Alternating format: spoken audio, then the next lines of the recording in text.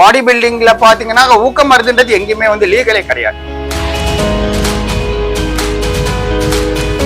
பசங்களுக்கு தெரியாம try ஆகணுன்றதுக்காக tablet போடுறாங்க. ஒவ்வொரு காம்படிஷன் 3 மாத்திரை 2 மாத்திரை 4 எடுக்கும் பொழுது ஒரு 10 காம்படிஷன் எப்படியோ ஒரு 30 மாத்திரை எடுத்திருப்பாரு. நீங்க ஒரு 10 வருடத்துக்கு முன்னாடி பாடி பில்டிங் இறப்புங்கிறது ரொம்ப ரொம்ப கம்மி. எனக்கு தெரிஞ்சு நான் கேள்விப்பட்டதே கிடையாது.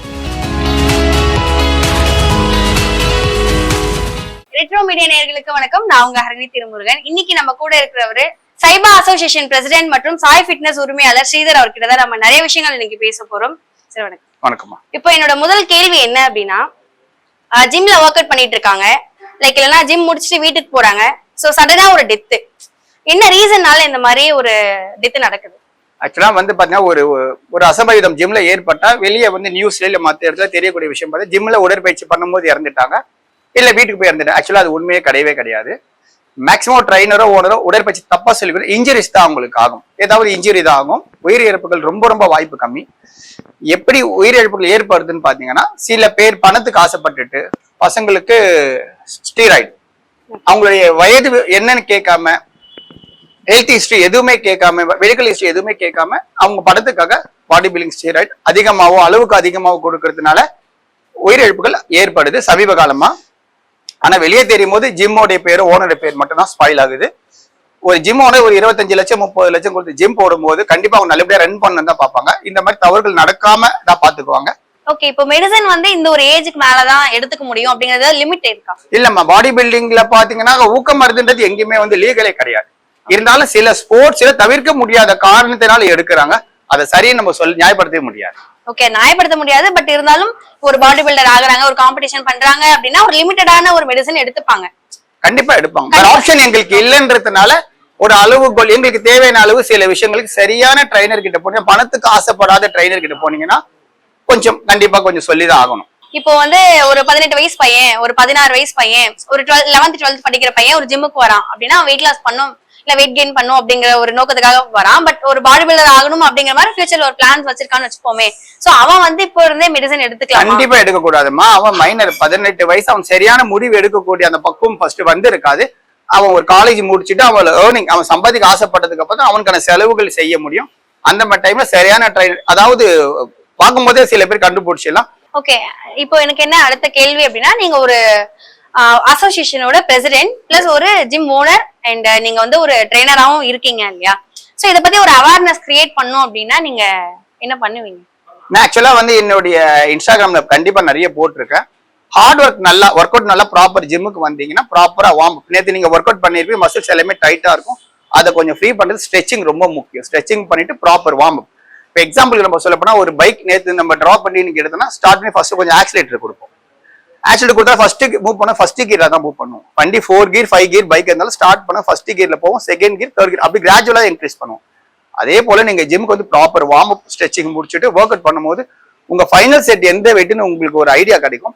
அதுல இருந்து ஒரு 25% வெயிட் தான் நீங்க ஸ்டார்ட் பண்ணணும். எக்ஸாம்பிளுக்கு நீங்க 10 கிலோல கம்ப்ளீட் பண்ண போனா 2.5 kgல ஸ்டார்ட் பண்ணணும். அப்புறம் 5, அது உங்க உடம்பு தயார் பண்ணிங்க, அந்த மசில் அதை தயார் பண்ணிக்க. நீங்க 2.5 பண்ணும்போது 5க்கு அது ரெடி ஆயிடும். 7க்கு ஓகே, 10 அதில் புஷ் பண்ண முடியும்.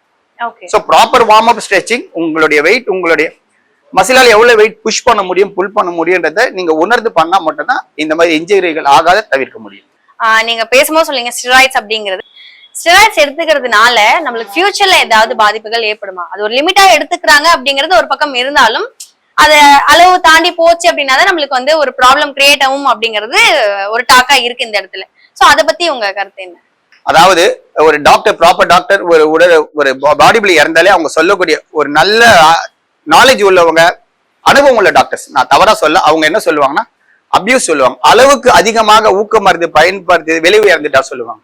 ஊக்க மருந்துன்னு சொல்ல மாட்டாங்க. ஏன்னா ஊக்க மருந்து வானது வந்து குறிக்கல, மெடிசன், அதாவது மெடிக்கலுக்காக தான் கண்டுபிடிச்சாங்க, நம்ம உடம்புக்காக கண்டுபிடிச்சது. அதை தேவையான அளவு எடுக்கணும். சைடு எஃபெக்ட் கண்டிப்பா இருக்கு. ஒரு சின்ன உதாரணம் நான் உங்களுக்கு கொடுக்குறேன். இப்ப எனக்கு தலைவலி, தீராத ஹெட்னு வச்சுக்கோங்களேன், ஒரு தலைவலி மாத்திரை போடலாம். ஆனா 4 போட்டா என்ன ஆகும்? போடலாமா? சைடு எஃபெக்ட் கண்டிப்பா இருக்கு. ஒரு தூக்க மாத்திரை, எனக்கு தூக்கம் வரலன்னா ஒரு 4 மாத்திரை கொடுத்து டாக்டர் டெய்லி 1 போடுங்க சொல்லுவார். 1 போட்டா நான் நல்லது, 4த்தையும் போட்டா இறந்து போலாம். அப்ப 4 கொடுத்தா டாக்டர் கூட சொல்லுவீங்களா? அதை போட்டு ஏன் மேல மிஸ்டேக் இருக்கா? ஓகே. சோ இது யார் மேலே மிஸ்டேக் சொல்ல முடியாது. அப்ப இறந்து வரனா அப்ப அது கெடுதான பொருளையா வித்தாங்க, ஒன்னு எடுத்தா சேஃப். அதே போலதான் எல்லாத்துலயும் சைடு எஃபெக்ட் கண்டிப்பா இருக்கு. அதை மீறி பாடி பில்டிங்ல பண்ணணும்னா வேற சாக்ரிஃபைஸ் பண்ணி தான் ஆகணும்.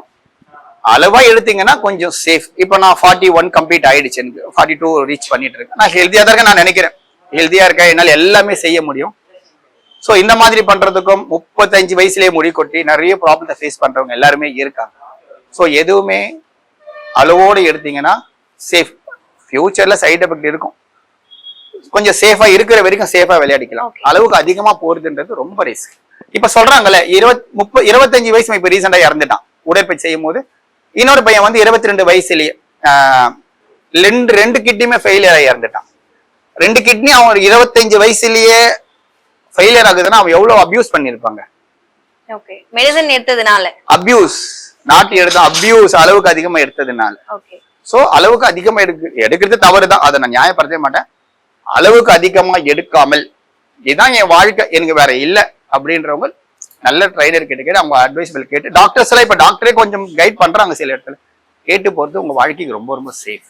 சார் இப்போ ஃபியூச்சர்ல மேபி சைடு எஃபெக்ட்ஸ் வரும் அப்படிங்கிற மாதிரி இப்ப நீங்க சொன்னீங்க இல்லையா? சோ அது அளவு தாண்டி போனாதான் சைடு எஃபெக்ட்ஸ் வந்துச்சுன்னா எந்த மாதிரியான பாதிப்புகள் நமக்கு ஏற்படும்? இப்ப பாத்தீங்கன்னா ஒரு லாசிக்ஸ் ஒரு டேப்லெட் இருக்கு, அது $1 கிடைக்கலாம் மேக்சிமம், அவ்வளவுதான் வரும். அதோட ஒர்க் என்னன்னு பாத்தீங்கன்னா நம்ம யூரின் ப்ரொடியூஸ் கிட்னி வந்து கொஞ்சம் அதிகமா வேலை செய்ய. எக்ஸாம்பிளுக்கு வந்து நம்ம யூரின் ப்ரொடியூஸ் பண்றதுக்கான வேலை தான் கிட்னியோட ஒர்க். அது எடுக்கும் பொழுது அது நம்ம பாடியில இருக்க வாட்டர் எல்லாமே பிளாட் வழியா ரிலீஸ் பண்றதுக்கு வேலை செய்யும். இப்ப எக்ஸாம்பிளுக்கு ஒரு மாத்திரை போட்டீங்கன்னா அந்த கிட்னி, நான் ஒரு உதாரணத்துக்கு சொல்றேன், ஒரு 1 இயர் உங்க கிட்னி செய்யக்கூடிய வேலை செஞ்சிடும். அப்போ உங்க கிட்னியோட ஆயுள் காலம் 1 வருடம் கம்மியாகுது. ஒரு காம்படிஷனுக்கு இப்ப பசங்க 2-3 போடுறாங்க. அப்ப 3 மாத்திரை போட்டோம்னா கிட்டத்தட்ட 1 வருடம் 2 வருடம் லைஃப் அந்த கிட்னியோட ஆயுள் காலம் முடிஞ்சு போயிடுது ஒரே நாள்ல. இந்த மாதிரி ஒரு 10 காம்படிஷன் அவர் பண்றாருன்னு வச்சுக்கோங்களேன். ஒவ்வொரு காம்படிஷன் 3 மாத்திரை 2 மாத்திரை 4 எடுக்கும் பொழுது ஒரு 10 காம்படிஷன் எப்படியோ ஒரு 30 மாத்திரை எடுத்திருப்பாரு. அப்ப அவர் கிட்னியோட லைஃப் காலம் ஒரு 20-15 புத்துமதி அப்ராக்சிமேட்லி சொல்றோம் குறைஞ்சிருக்கும்.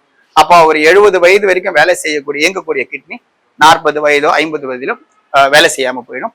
அதனாலதான் அவர் கிட்னி ஃபெயிலியர் ஆகி இறக்கிறதுக்கான வாய்ப்பு நிறைய இருக்கு. ஸோ அந்த லாசிக்ஸ் டேப்லெட் பயன்படுத்தி ரொம்ப ரொம்ப ரிஸ்க்.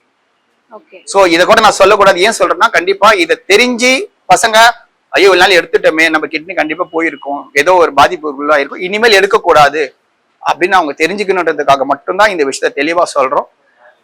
இது வரைக்கும் நாங்க பாத்தீங்கன்னா கடந்த ஒரு 10 இயர்ஸ் நான் நிறைய ஓவரால் வின் பண்ணிருக்கேன். ஒரு டைம் அந்த டேப்லெட் நான் எடுத்ததே கிடையாது. ஓவரால் டைட்டில் பெரிய டைட்டில் நான் 3 தடவை வாங்கியிருக்கேன், ரன்னர் அப் 3 டைம்ஸ் வாங்கியிருக்கேன், பல கோல்டு பண்ணியிருக்கேன். என் ப்ரொஃபைல் பார்த்து எல்லாருக்குமே தெரியும். நான் உண்மையா அந்த ஒரு லாசிக்ஸ் கூட எடுத்ததே கிடையாது. என் சர்க்கிள் எல்லாருக்குமே தெரியும். ஸோ லாசிக்ஸ் எடுக்காம நான் ஃபார்ம் பிடிச்சி கோல்டு பண்ண முடியாது, கண்டிப்பா இவங்களாலேயும் முடியும். ஆனா இவங்க அதோட விளைவு தெரியல, வாங்கி போடுனா போட்டுடுறாங்க, பசங்களுக்கு தெரியாது. ஈஸியா வின் பண்ண முடியும். தண்ணி நீங்க ப்ராப்பரா வந்து ஒரு வாரம் மட்டும் தண்ணி கிராஜுவலா கம்மி பண்ணிட்டு வாட்டர் கம்மி பண்ணிட்டு வரும். எக்ஸாம்பிளுக்கு இப்ப நீங்க டியூஸ்டேனா ஒரு 3 லிட்டர் தண்ணி குடிக்கலாம், வெனஸ்டே 2.5, தேர்ஸ்டே 2 லிட்டர் ஆகிக்கணும், ஃப்ரைடே 1.5 லிட்டர், சாட்டர்டே 1 லிட்டர் இல்ல 1/2 லிட்டர். கிராஜுவலா தண்ணி கம்மி பண்ணும்போது நம்ம பாடியில தண்ணி குடிக்கல, எடுத்தாலும் தண்ணி ஹோல்ட் ஆகும் நம்ம ஸ்கின்ல. இன்னும் சோடியம் கட் பண்ணிருப்போம், அதுல பாடியில தண்ணி ஹோல்ட் ஆகாது, ஆட்டோமேட்டிக்கா யூரின் ப்ரொடியூஸ் பண்ணிட்டே தான் இருக்கும் நம்ம கிட்னி. அப்ப ட்ரையாவே தான் இருப்போம். பசங்களுக்கு தெரியாம ட்ரை ஆகணுன்றதுக்காக டேப்லெட் போடுறாங்க. ஒரே நாள்ல டேப்லெட் போட்டு ஃபார்ம் பிடிக்கவே முடியாது, தண்ணி தான் வெளியே வரும் மேக்ஸிமம். நீ தண்ணியும் கட் பண்ணிட்டு இருப்பாங்க, அப்ப என்ன வாட்டர் பாடியில இருக்கும், வாட்டரே இருக்காது. ஆனா அந்த கிட்னிக்கு ஸ்ட்ரெயின் பண்ணி என்ன பண்ணும், கிட்னியை வேலை செய்யுது. கிட்னி வேலை ஸ்ட்ரெயின் பண்ணி உடம்புக்கு தண்ணி உரியும் போது அதிக வேலை தரும். அதிக வேலை தரும் போது அதனுடைய கொஞ்சம் பாதிப்புக்கு உள்ளாகுது. அதனால பசங்க இறக்குறாங்க. இப்ப நீங்க ரீசெண்டா இறந்து போன 2-3 வீடியோ நான் சர்ச் பண்ணிருக்கேன். 2 கிட்னியும் சேல எழுந்து இறந்தவங்க தான் நிறைய பேர் இருக்காங்க. நியூஸ்ல பார்க்கும்போது சொல்றாங்க இவரு அளவுக்கு அதிகமா பாடி பில்டிங் ஸ்டீராய்டு எடுத்ததுனால் 2 கிட்னியும் ஃபெயிலியர் ஆனதை இறந்து போயிட்டேன். நான் எங்கிட்ட எவிடன்ஸே இருக்கு, நியூஸ்ல சொல்லக்கூடிய தகவல். சோ இந்த டேப்லெட்லாம் நீங்க எடுக்கவே தேவையில்லை. ப்ராப்பர் டயட் ஒர்க் அவுட் பண்ணீங்கனாலே நீங்க கண்டிப்பா ட்ரை ஆகலாம். நீங்க ஒரு 10 வருடத்துக்கு முன்னாடி பாடி பில்டிங் இறப்புங்கிறது ரொம்ப ரொம்ப கம்மி, எனக்கு தெரிஞ்சு நான் கேள்விப்பட்டதே கிடையாது. இப்ப சமீப காலமா ஒரு 2, 3, 4, 5 நான் கேள்விப்படுறேன். எல்லாமே இந்த மாதிரி சில பேர் பண்ணக்கூடிய தவறுகளால தான் இந்த மாதிரி விஷயம். அதை கண்டிப்பா நான் சொல்லி ஆகணுன்றதான் இந்த இடத்துல நம்ம ஓப்பனா இதை பத்தி பேசிருக்கோம். எந்த ஒரு வீடியோலையும் மெடிசனை பத்தி நான் பேசவே மாட்டேன். பசங்களுக்கு ஒரு அவேர்னஸ் கொடுத்தாகணும், அதனால மட்டும்தான் நம்ம இந்த விஷயத்த நான் பேசியிருக்கேன். ஃபர்ஸ்ட் டைம் லைஃப்ல நான் மெடிசனை பத்தி பேசியிருக்கேன். நல்ல விஷயத்துக்காக பேசியிருக்கேன். சொல்ல போனோம்னா அது இதான் என்னால முடிஞ்ச விஷயம். பாடி பில்டிங் பத்தி ஒரு அவேர்னஸ் கிரியேட் பண்ணதுக்கும் அண்ட் என்னோட கேள்விகள் எல்லாத்துக்கும் பதில் கொடுத்ததுக்கும் ரொம்ப நன்றி. நன்றிமா, தேங்க்யூ.